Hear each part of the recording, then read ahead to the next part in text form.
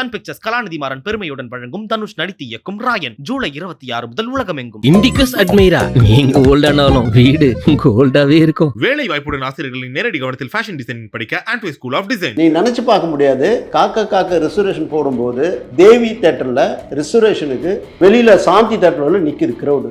அதுதான் மிரட்டல், மிரட்சி, புரட்சி. அதுக்கப்புறம் அந்த படம் மிகப்பெரிய வெற்றி அடையும் போது கௌதம் கூப்பிட்டு மிகப்பெரிய சந்தோஷப்பட்டேன். 40 லட்சம் அவருக்கு கையில் கொடுக்குறேன். இன்னொரு தெலுங்கு படம் டைரக்ட் பண்ணி சேர்ந்து 50 லட்சம் முதல்ல கொடுத்தேன். அந்த பணத்தை எடுத்து அப்படி அங்கே ஹைதராபாத்தில் ஒரு ஃப்ளாட் வாங்கி அது பெரிய லெவலில் அது தொடச்சி அதுக்கெல்லாம் முத்தா பேக்கர்னா வாடி வாசல் கொடுக்க போகிறாங்க. அது உலகமே வியக்கம்ல. 2-3 நாள் நாங்கள் ஷூட் பண்ணும்போது அதில் இருக்கக்கூடிய ஆபத்து, அதனால் அதுக்காக பிரத்யேகமாக ஒரு மேட்ரு ஒன்று பண்ணியிருக்கிறோம். அப்போ நாங்கள் சூர்யா சார் ஃபேன்ஸ்க்கு காத்துட்டு இருக்கலாம் வாடி வாசலுக்கு. ஸோ டச்சில் தான் இருக்கீங்க சூர்யா சார் கிட்ட எப்பயுமே. எதுவுமே கேட்டு வாயை பிடுங்காரு.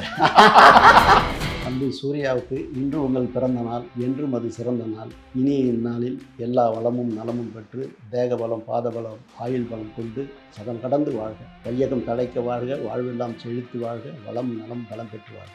வாழ்த்துக்கள். முதல்ல காக்க இந்த படம் வந்து ஜிவிஎம் அவர்களுக்கு மட்டும் இல்லை, சூர்யா சாருக்கே அவரோட வாழ்க்கையில் ஒரு மிகப்பெரிய திருப்பு முனையை ஏற்படுத்தின படம். அந்த படத்தோட எடிட்டிங்காக இருக்கட்டும், இல்லை இந்த படம் இசை எல்லாமே வேற மாதிரி இருந்திருக்கும். முதல்ல அந்த படத்தில் சூர்யா சாரை நடிக்க வேண்டியது இல்லைன்னு ஒரு விஷயம் கேள்விப்பட்டோம். அப்படியா? அதெல்லாம் கிடையாது. என்கிட்ட கௌதம் மேனன் வந்து சொல்லும் போதே சூர்யா, ஜோதிகா 2 பேர் சொல்லி தான் கேட்டார். சரி, கேட்டார்.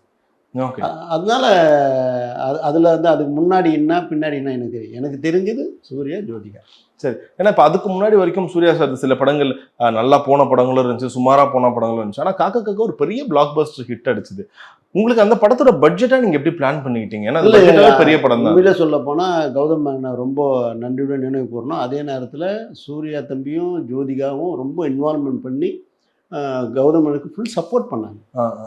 எதையும் எதிர்பார்க்காம அந்த படத்தை பண்ணி கொடுத்தாங்க. நான் என்ன நினைச்சு செலவு பண்ணணும்னு சொன்னாங்களோ அந்த செலவு நான் பண்ணி கொடுத்தேன். அதுக்கப்புறம் அந்த படம் மிகப்பெரிய வெற்றி அடையும் போது கௌதம் கூப்பிட்டு மிகப்பெரிய சந்தோஷப்படுத்தினேன். அது அவரே எதிர்பார்க்காத சந்தோஷமா இருக்கும். என்னன்னு தெரிஞ்சுக்கலாமா? ஏன்னா சில பேர் ஒரு காரா இருக்கலாம், அது எப்படி வேணா இருக்கலாம். இல்ல, அந்த 2003 வந்து தெலுங்குல பண்ண போறோம். பண்ண போன உடனே அந்த படத்தை வந்து 40 லட்சம் அவருக்கு கையில கொடுக்குறேன். இன்னொரு தெலுங்கு படம் டைரக்ட் பண்ணி சேர்ந்து 50 லட்சம் முதல்ல கொடுத்தேன். அந்த பணத்தை எடுத்து அப்படி அங்கே ஹைதராபாத்தில் ஒரு ஃப்ளாட் வாங்கி அது பெரிய லெவலில் அவர் இன்றைக்கி அந்த எங்களுக்குள்ள பாண்டிங் இருக்குது, நல்ல ரிலேஷன்ஷிப். ஓகே. ஏன்னா இப்போ காக்க அதை ஆரம்பிக்கும் போதே கலைப்புலி கெஸ்தான் அந்த ஒரு முதல் செகண்ட்ல இருந்தே படம் ஆரம்பிச்சிடும் அந்த இசையோட சேர்த்து. ஸோ உங்களுக்கு ஃபர்ஸ்ட் எப்படி இருந்துச்சு? ஏன்னா அந்த ஒரு படம் போடும் போது என்னதான் சிவகுமார் சாரோட பையன் அது எல்லாமே அந்த உங்களுக்கு அந்த நட்புலாம் இருந்தாலும் அந்த டைம்ல சூர்யா எவ்வளவு பெரிய நடிகராக இருந்தாரு, இவருக்கான பட்ஜெட் எவ்வளவா இருந்துச்சு, நீங்க அதை எப்படி உயர்த்தினீங்க? காக்க ரிலீஸுக்கு முன்னாடி நான் வந்து புன்னகை பூவை படம் ரிலீஸ் பண்ணேன். ஆமாம். அந்த புன்னகை பூவை விளம்பரம் பண்ண போகும்போது நான் அதுக்குள்ள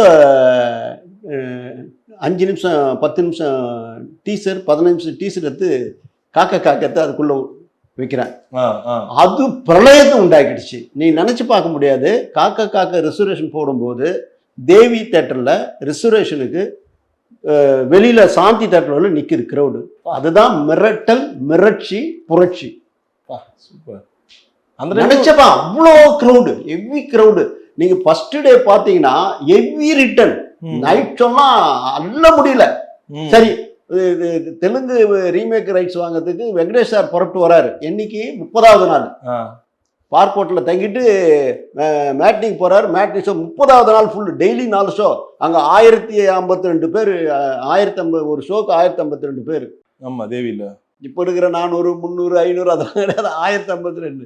அவ்வளோ ஹெவி க்ரௌடு. அப்படி ஒரு மிரட்டல், மிரட்சியாக இருந்தது அது.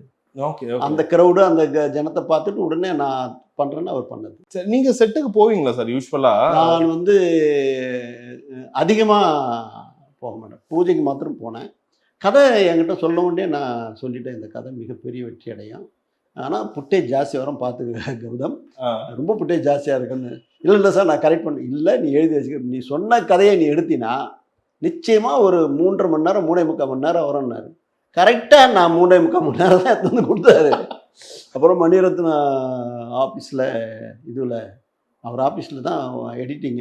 அப்போ வந்து ஆண்டனி ஆமா ஆமா ஃபர்ஸ்ட் படம் அவரோட முதல் படம். அவனுக்கு கார்டு நான் தான் எடுத்து கொடுத்து ஆக்குறேன். அதுக்குள்ள அசோசியேஷனில் சின்ன சின்ன ப்ராப்ளம், கார்டு இல்லாத பண்ணக்கூடாது. அப்புறம் அவங்ககிட்ட போயிட்டு வீட்டு விஜயனை கூப்பிட்டு சொல்லி நான் பொறுப்புன்னு சொல்லி நானே பணத்தை கட்டி மெம்பர்ஷிப் வாங்கி கொடுத்தேன். அவன் ஃபீல் பண்ணுறான், சார் என் பேர் இல்லாதவன் தான் நான் உன் பேர் இல்லாத படம் ரிலீஸ் பண்ணிட்ட போடா அப்படின்ட்டு.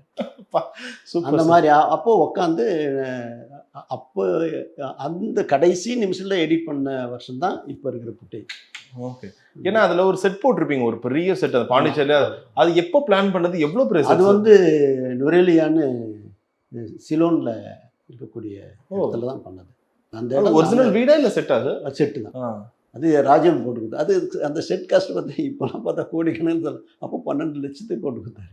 சூப்பர். அதுல ஒரு சாங் எடுத்திருப்பாங்க, ஒரு பாட்டு, 2 சாங் எடுத்திருப்பாங்க. கௌதம் மாதிரி ஒரு நல்ல director. Okay okay sir, super. So இது தொடர்ந்து சில ப்ரொடியூசர்ஸ்க்கு தான் ஒரு ஹீரோ வச்சு படம் பண்ணணும்னா டக்குன்னு அடுத்த படம் பண்றதும் இருக்கும். அந்த டைம்ல பாலா அவர்கள் வந்து இயக்குனராக இருந்தாரு. அவர் மாயாவி படம், நீங்களும் பாலா சாரும் சேர்ந்து ப்ரொடியூஸ் பண்றீன்ற மாதிரி கேள்விப்பட்டோம். இல்ல அது எப்படி? பாலா வந்து என்னுடைய படம் பாலுமகேந்திரா டைரக்ஷன்ல வண்ண பூங்களும் அவர் அசிஸ்டன்ட் டைரக்டர். சரி. பட் நான் வந்து பாலுமகேந்திரா பேசுறத பாலாவை தான் கூப்பிட்டு பேசுவேன், என்ன ஏது அப்படி இப்படின்னு கேட்பேன். அப்போது பாலா வந்து ரொம்ப அழகா டைரக்டருக்கு என்ன வகையில் முக்கியத்துவம் கொடுத்து பேசணுமோ என்கிட்ட அந்த பாணி எனக்கு பிடிச்சிருந்தது. அதுக்கப்புறம் அவர் வந்து படம் சேது படம் டைரக்ஷன் பண்ணணும்னு சொல்லி அவர் பண்ணும்போது நான் தான் பூஜைக்கெலாம் போயிட்டு வந்தேன். எதிர்பாராதமாக அது நடக்காமல் போச்சு. அதுக்கப்புறம் வேறு ஒரு ப்ரொடியூசர் வந்து அதை ஃபினிஷ் பண்ணாங்க. அது பூஜைக்கு மறுநாள் அது கொஞ்சம் ட்ராப் ஆகி திரும்பவும் மதுரையில் இருக்கக்கூடிய சினிப்பிரியா குரூப்லேருந்து ஒருத்தர் வந்து பண்ணார்.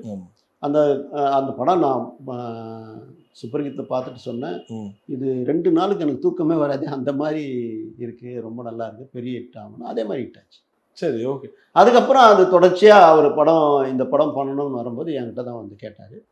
அப்போது உங்களுக்கு ஃபினான்ஷியல் போக வேணாம், நானே காப்பி எடுத்துக்கிறேன்னு சொல்லி நானே காப்பி கொடுத்து ஃபஸ்ட் காப்பி என்னுடைய ஃபஸ்ட்டு பிக்சர் நான் எப்படி பண்ணுவேனோ அந்த மாதிரி இந்த படத்தை பண்ணுறேன், தேங்க்யூ அப்படின்னா. அது தொடர்ச்சி அதுக்கெல்லாம் முத்தா பேக்கர்லாம் வாடி வாசல் கொடுக்க போகிறேன்ல, அதை சொல்லுங்க. அது உலகமே வியக்கம்ல சார். அது ரொம்ப நாளாக சூர்யா அவரோட ரசிகர்களுக்கு இந்த பர்த்டே ஸ்பெஷலாக என்ன காரணம்னா நிலையானது. இப்போ சொல்கிறேன் உங்களுக்கு ஒரு பெரிய வரப்பிரசாதமாக இருக்கட்டும்.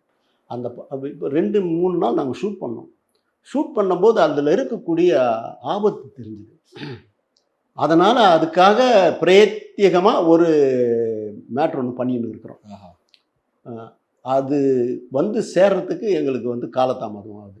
அதே நேரத்தில் விடுதலையும் தம்பி முடித்தோடனே ஆரம்பிப்பாங்க. அதனால் படம் அந்த டாக்ஸ்க்கு பேச்சே இல்லை, இந்த பேச்சே பேசக்கூடாது.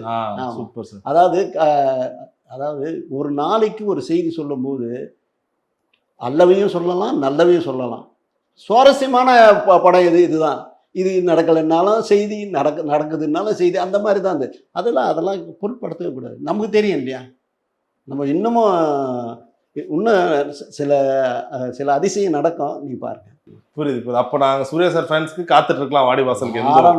இன்னும் அடிக்கடி எனக்கு ஃபோனில் தான் வந்துட்டு இருக்கேன். ஓகே. ஸோ டச்சில் தான் இருக்கீங்க சூர்யா சார் கிட்ட எப்பயுமே? எதுவுமே கேட்டு வாயை பிடுங்காது. ஓகே சார், உங்க சிரிப்பிலே தெரியுது ஒரு பெரிய சர்ப்ரைஸ் இருக்கு. வாடிவாசல் என்னைக்குமே காலை ரெடியா இருக்கு, திறந்து விடணும், அது மட்டும் தான் பாக்கி. ஃபேண்டாஸ்டிக். ஸோ அதுக்கேற்ற மாதிரி பட்ஜெட் எல்லாமே தெரியும், ஆப்வியஸா ஒரு பெரிய பட்ஜெட்ல தான் எதிர்பார்க்கலாம். அதான் சொல்றேன், எதுவுமே எங்க வாயிலேருந்து கேட்காது, நான் ரொம்ப உஷாரா இருக்கிறவங்ககிட்ட. தம்பி சூர்யாவுக்கு இன்று உங்கள் பிறந்த நாள், என்றும் அது சிறந்த நாள். இனிய இந்நாளில் எல்லா வளமும் நலமும் பெற்று தேக பலம், பாத பலம், ஆயுள் பலம் கொண்டு சதம் கடந்து வாழ்க, வையகம் தடைக்க வாழ்க, வாழ்வெல்லாம் செழித்து வாழ்க, வளம் நலம் பலம் பெற்று வாழ்க. வாழ்த்துக்கள். சன் பிக்சர்ஸ் கலாநிதி மாறன் பெருமையுடன் வழங்கும் தனுஷ் நடித்து இயக்கும் ராயன் ஜூலை 26 முதல் உலகமெங்கும். இண்டிகஸ் அட்மைரா, நீங்க ஓல்டானாலும் வீடு கோல்டாவே இருக்கும். வேலை வாய்ப்புடன் ஆசிரியர்களின் நேரடி கவனத்தில் ஃபேஷன் டிசைனிங் படிக்க ஆண்ட்வே ஸ்கூல் ஆஃப் டிசைன்.